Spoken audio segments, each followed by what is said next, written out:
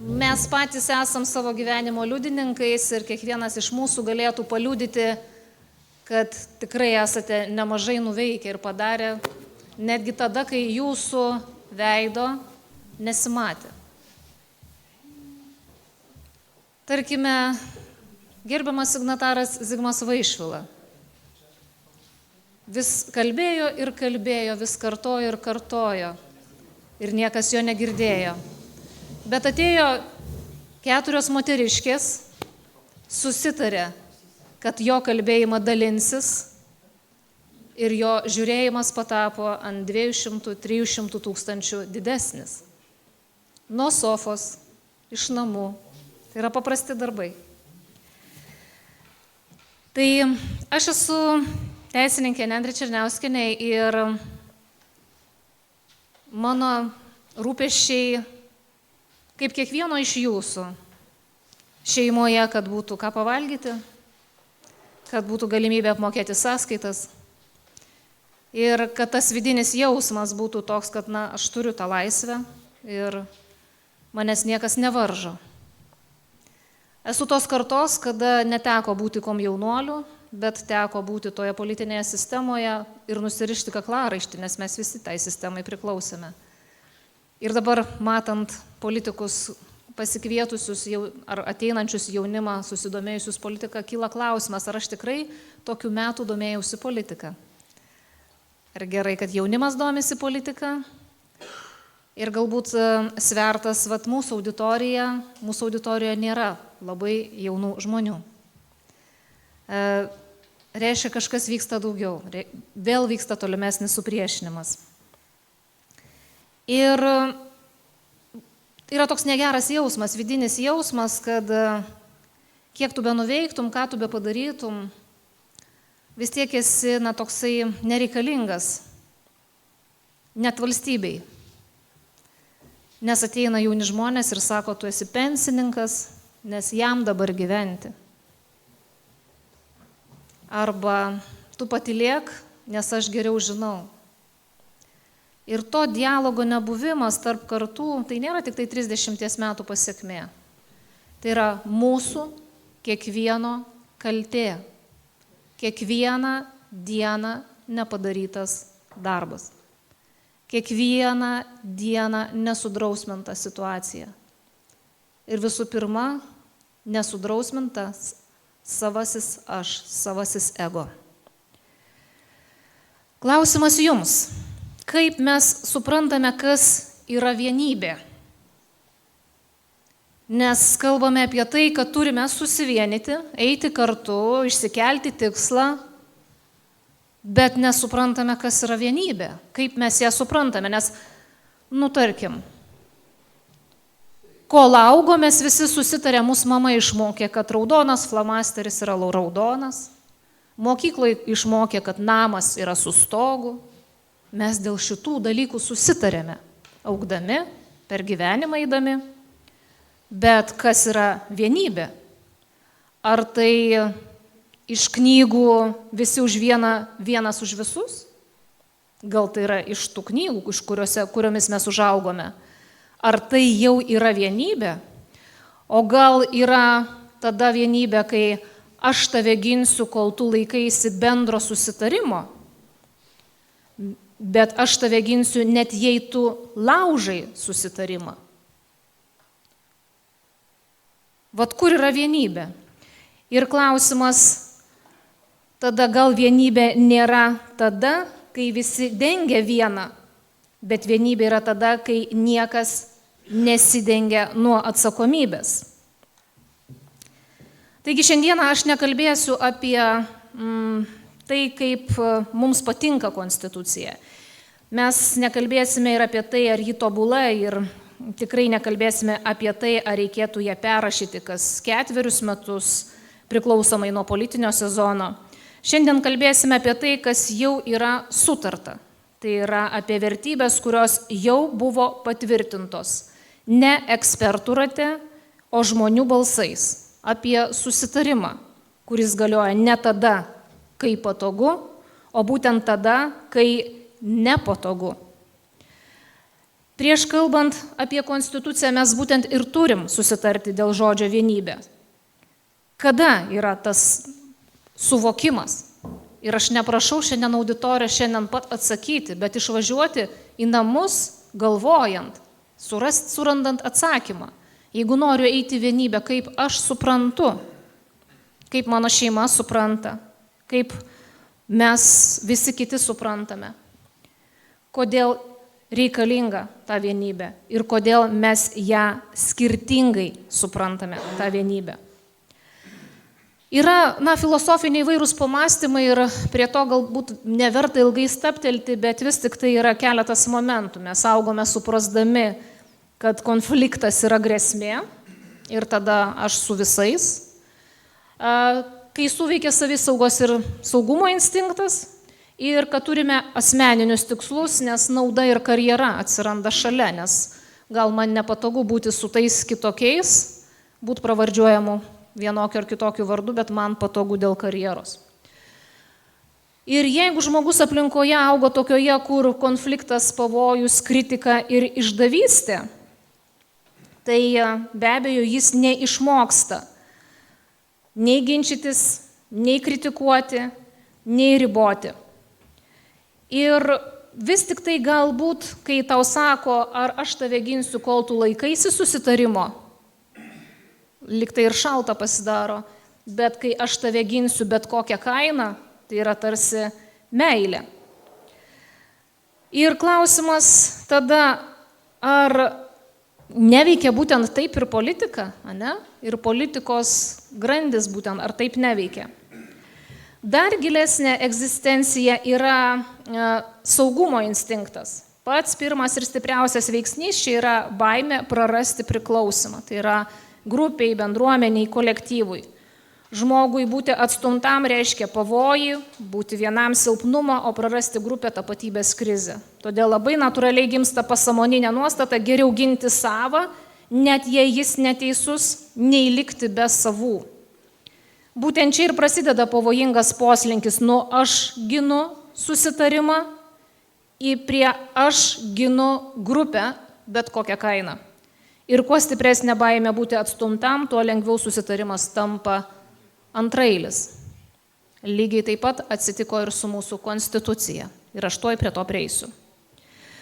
Dar vienas lygmuo yra, kadangi turime asmeninius tikslus, naudą ir karjerą.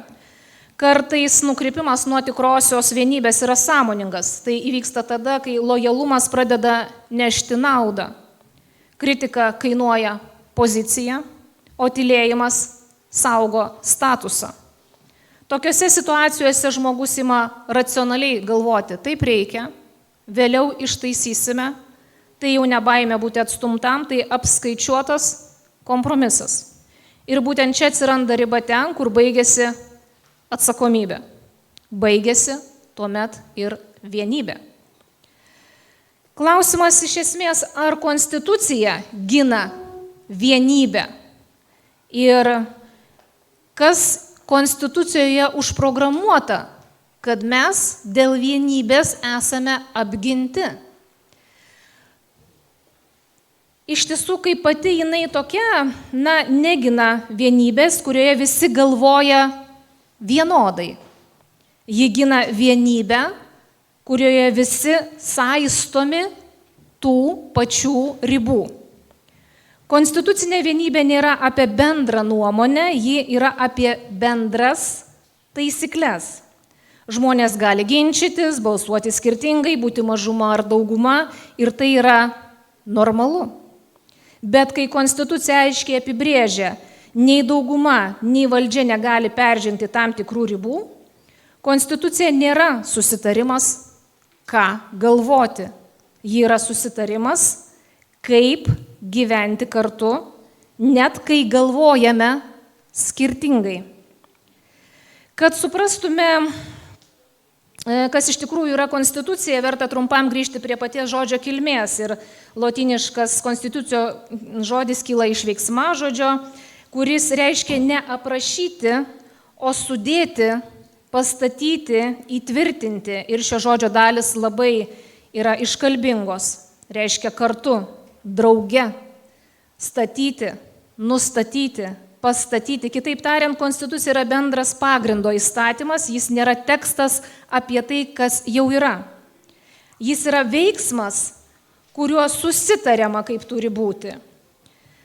Todėl konstitucija neaprašo tikrovę, ji ją formuoja.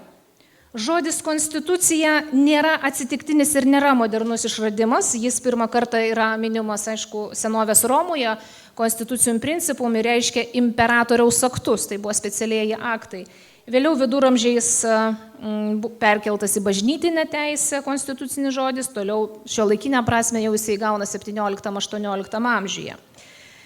Ir šis žodis jau nuo tada įgyja politinę reikšmę, tai yra valdžios ribojimą ir žmogaus teisių apsaugą.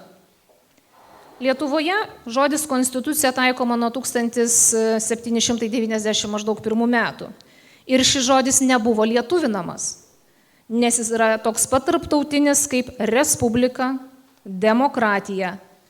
Ir mums vienintelė svetimybė tame žodyje yra tik tai ta, kad tai yra susitarimo nepaisimas.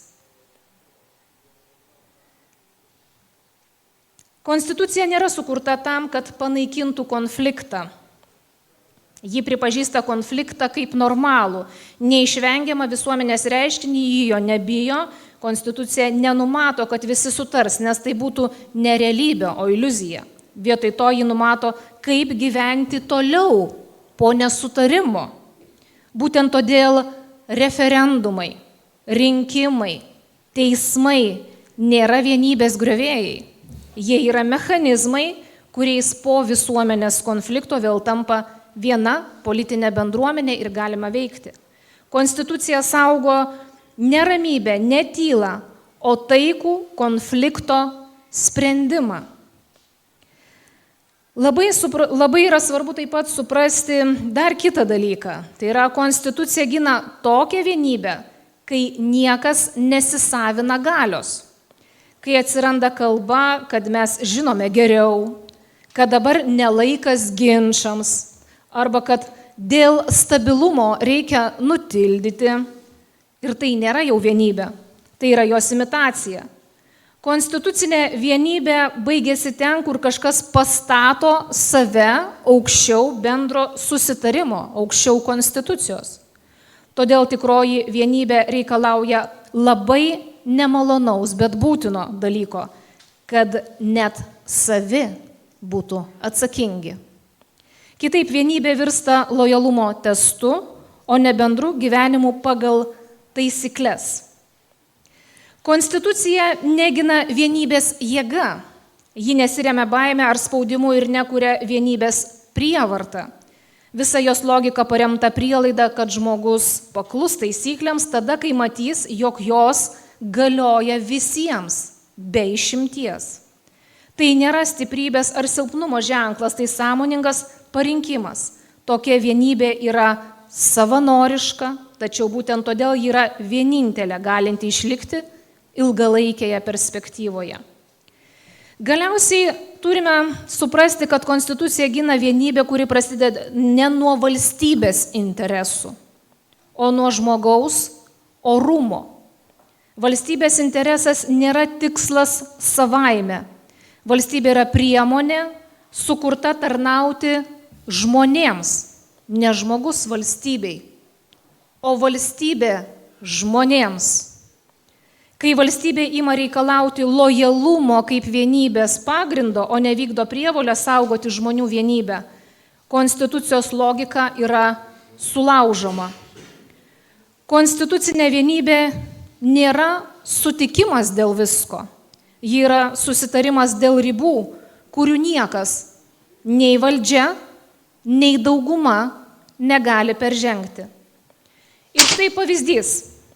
Raudonas šviesoforas ir konstitucija veikia vienodai. Pirmiausia, buitinė situacija, kurią tikrai suprasime kiekvienas. Įsivaizduokime, kad konstitucija yra šviesoforas kelyje. Šviesoforas nėra tik techninis įrenginys, skirtas reguliuoti eismą.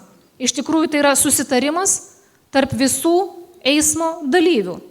Raudona šviesa reikia ne patogu ir ne laiku, o labai paprastą dalyką. Aš sustoju, net jei galėčiau važiuoti, bet sustoju todėl, kad kiti būtų saugus.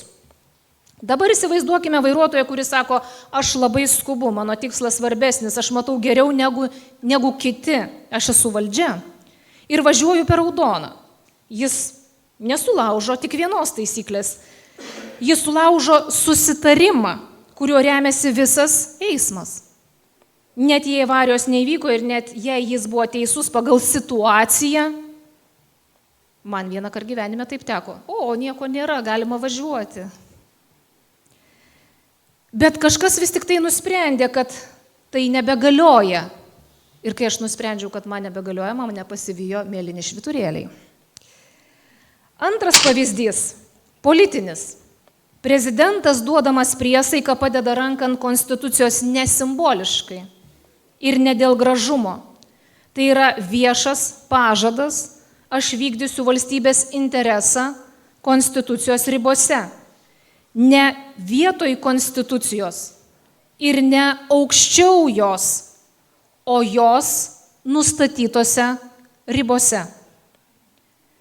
Įsivaizduokime situaciją, kad prezidentas atvyksta į Kapčiamiesčio kraštą ir sako, gynyba ir poligonas yra valstybės interesas. Todėl turime iškirsti miškus, nusausinti Natūra 2000 teritorijas, paimti namus ir jei jie čia gyveno, kartas nėra svarbu. Taigi čia svarbu yra aiškiai pasakyti, gynyba yra svarbi. Tai nėra ginčo esmė. Lūžis įvyksta tada, kai valstybės interesas pradedamas vartoti kaip argumentas, leidžiantis apeiti konstitucijos ribas.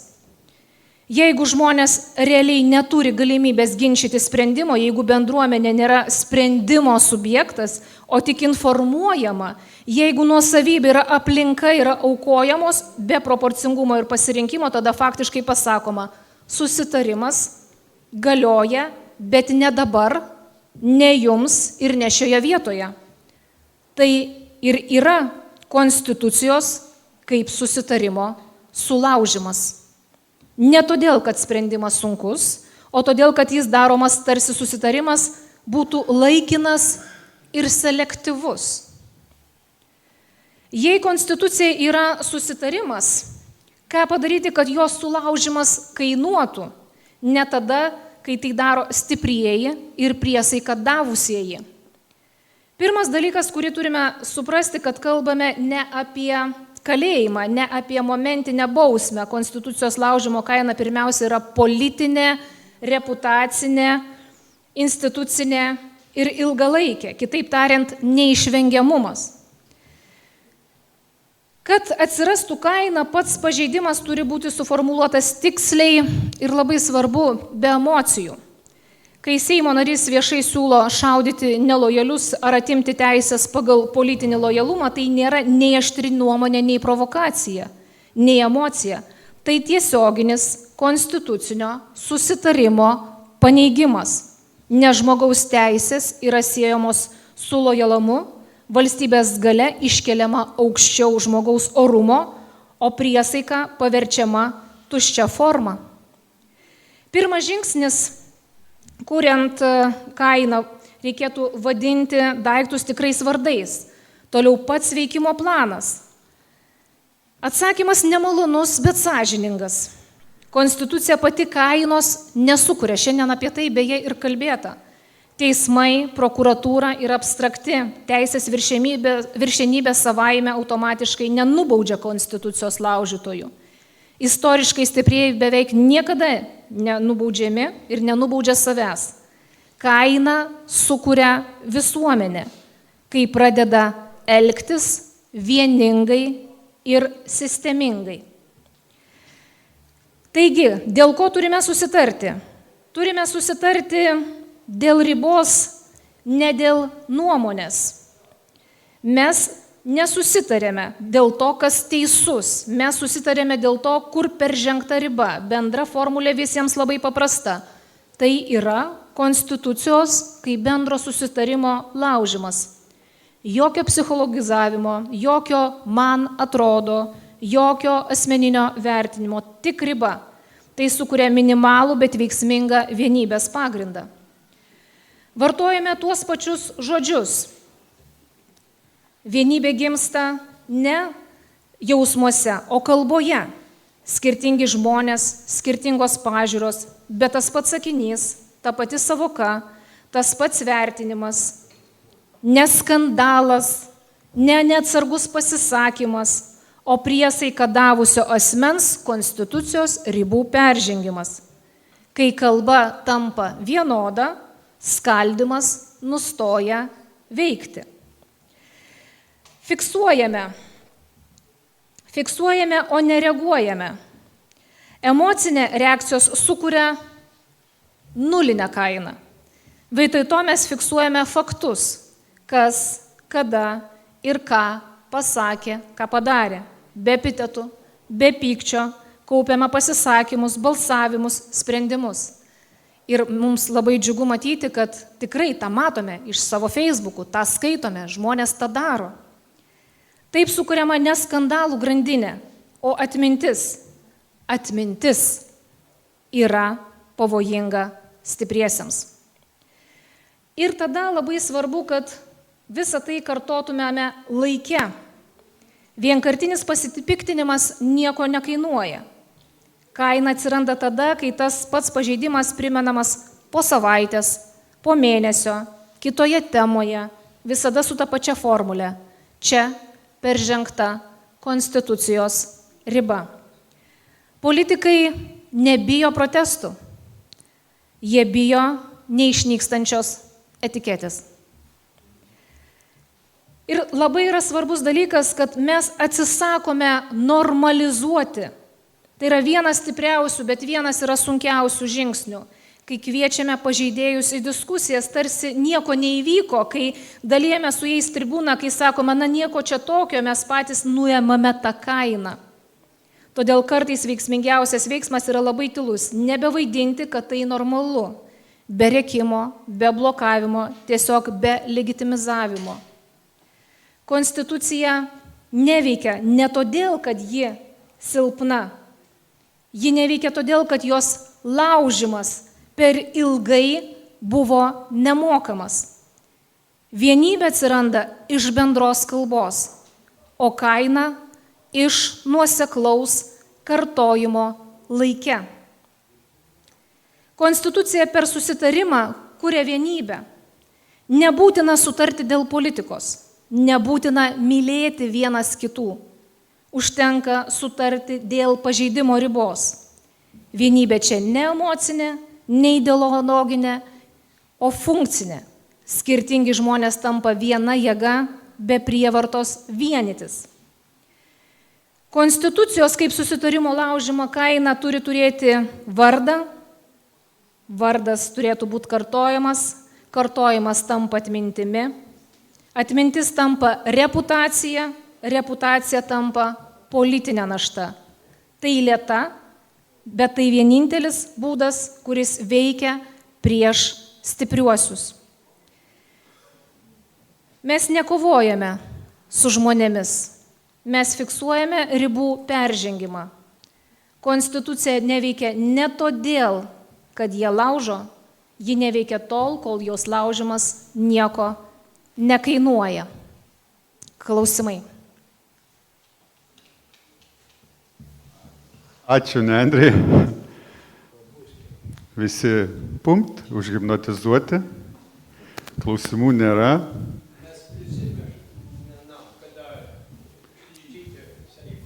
Prie mikrofono, mes įrašome. Ir kaip jie puolė visi?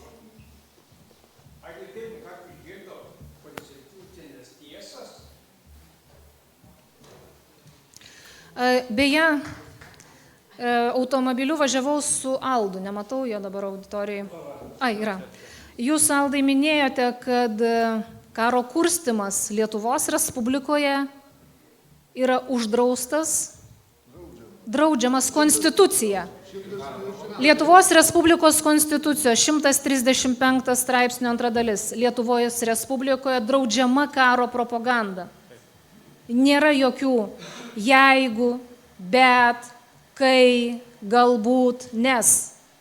Yra labai aiškiai parašyta Lietuvos Respublikoje draudžiama karo propaganda. Ir papildoma norma yra 25 straipsnė. Laisvė reikšti įsitikinimus ir skleisti informaciją nesuderinama su nusikalstamais veiksmais, tautinės, rasinės, religinės, socialinės neapykantos, smurto ir diskriminacijos kurstymu. Čia susieta su tuo pačiu straipsniu. Kodėl mes leidome kurstyti ir valdžiai kalbėti apie karo kurstymą, kai yra tai uždrausta pačioje konstitucijoje? Ačiū. Ar yra klausimų?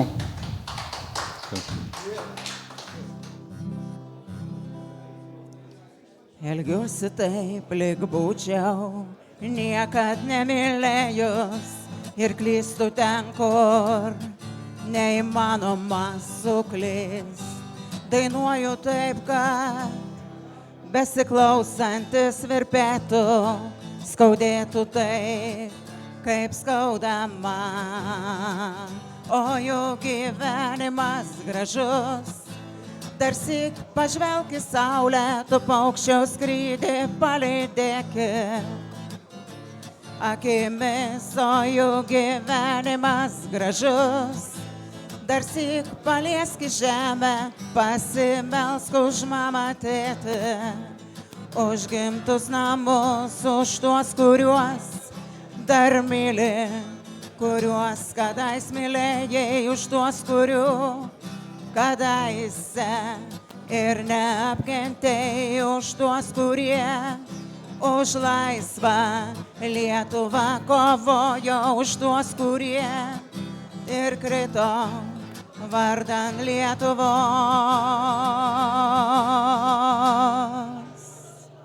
Elgiuosi taip, lyg būčiau meilės nepatyrus ir klystu ten, kur neįmanoma suklyst. Dainuoju gal tvarkingai, lyg nesumeluotai, o jeigu skauda tau, skauda ir man.